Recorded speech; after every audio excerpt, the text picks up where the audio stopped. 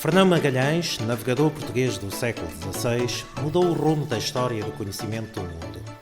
Nasceu em 1480, no norte de Portugal, e viria a falecer em 1521, numa ilha do longínquo Oriente.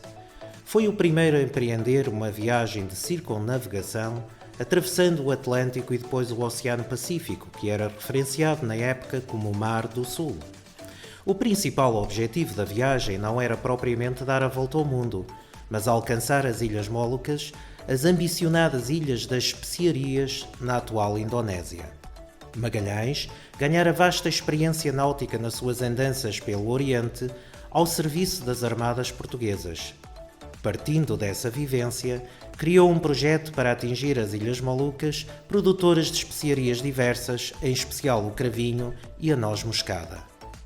O desafio era encontrar uma rota que permitisse contornar o sul do continente americano e, navegando para o ocidente, atingir as longínquas Ilhas das Especiarias, situadas no extremo oriente, num mar desconhecido para os europeus. Com essa intenção, procurou obter apoio junto do rei português, mas depois de várias recusas de Dom Manuel I, dirigiu-se a Sevilha para apresentar a sua ideia ao rei de Espanha, Carlos I, que aceitou o projeto. O navegador português, a partir de então ao serviço de Espanha, propôs-se não apenas atingir as Molucas por ocidente, mas também provar que aquelas ilhas estavam na área espanhola. Na verdade, com o Tratado de Tordesilhas de 1494, o mundo foi dividido entre portugueses e espanhóis. Desde então, Portugal passou a controlar a rota do Cabo da Boa Esperança, no extremo sul da África, que era a mais importante rota marítima das especiarias do Oriente. Por seu lado, Espanha controlava as regiões do hemisfério ocidental. No entanto, havia regiões nos limites da área espanhola, a Oriente, que eram difíceis de determinar, dado que havia regiões por explorar e não se tinha um conhecimento correto das longitudes. A presença dos mapas e do globo terrestre, do núcleo museológico, evocam esta primeira viagem de circunnavegação que contribui para uma nova visão do mundo, estabelecendo a ligação das várias regiões, rotas e produtos no fenómeno que os historiadores designam de primeira globalização. A viagem, em torno do globo terrestre, decorreu entre 1519 e 1522. Contudo, esta acabou por ser concluída por Juan Sebastián Elcano, já que Fernão Magalhães morreu antes de atingir o seu objetivo. O legado do feito de Magalhães ecoou por vários séculos. A sua viagem ficou de tal forma associada ao conhecimento do mundo que, em várias áreas, adotou-se a designação Magalhães em homenagem ao navegador. Na área da exploração espacial, por exemplo, a NASA escolheu o seu nome para designar a missão espacial de exploração do planeta Vênus. Contou com a sonda Magalhães. É também o caso dos telescópios Magalhães, localizados no Chile, e das crateras Magalhães em Marte e na Lua.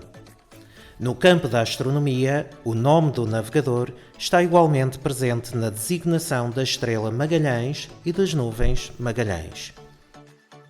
Do espólio do núcleo museológico, podemos observar o globo celeste que nos recorda da importância do estudo dos astros, indispensáveis na orientação dos navegadores. A navegação astronómica, utilizada por Magalhães e pelos navegadores até ao século XVIII, contou com o contributo de diversos instrumentos indispensáveis na orientação, no cálculo das distâncias e posições dos barcos, através da observação do Sol e de outros astros ao longo das rotas percorridas. Os navios da frota comandada por Magalhães transportavam vários instrumentos de apoio à navegação, dos quais se destacam mapas, astrolábios, quadrantes, ampulhetas e agulhas de marear ou bússolas.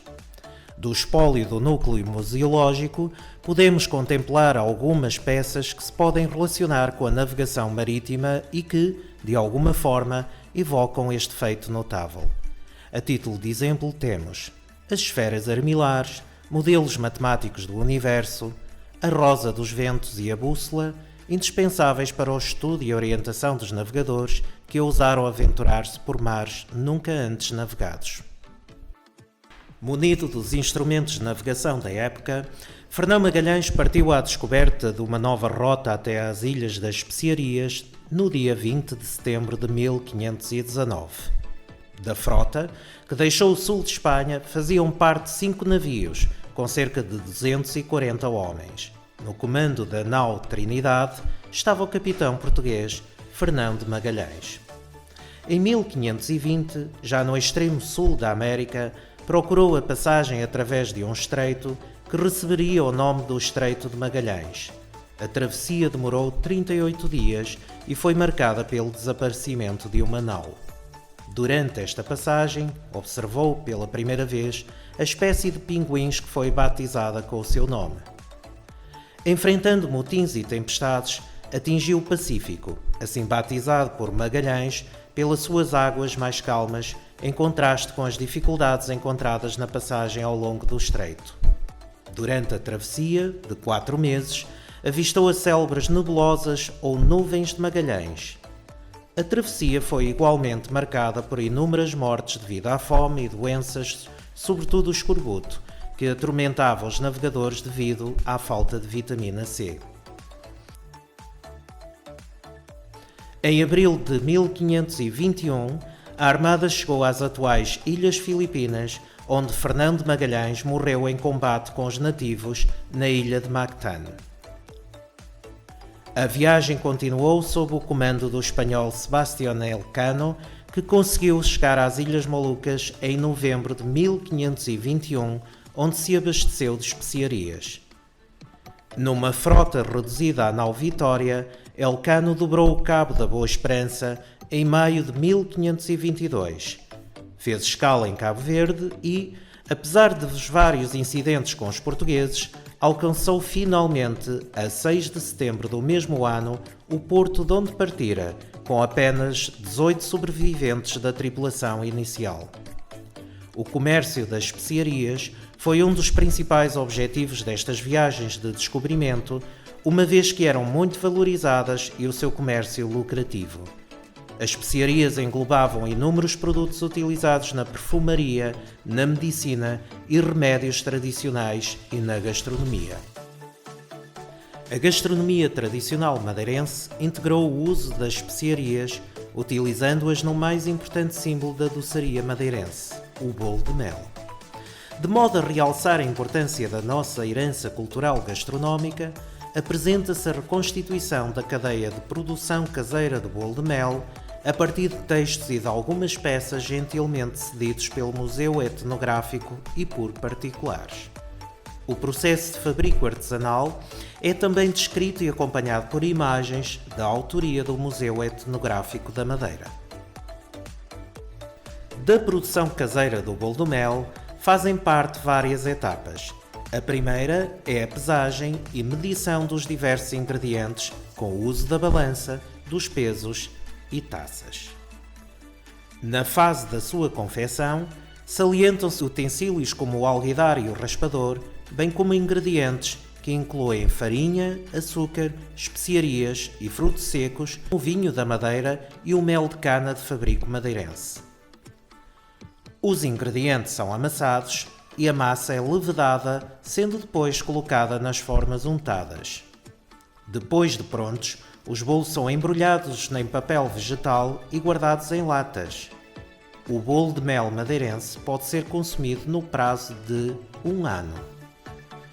Em exposição pode ver-se ainda uma página do Diário de Notícias na secção designada Momento Feminino com o tema Mesa de Natal, em que são apresentadas receitas da doçaria natalícia madeirense, das quais o bolo de mel faz parte.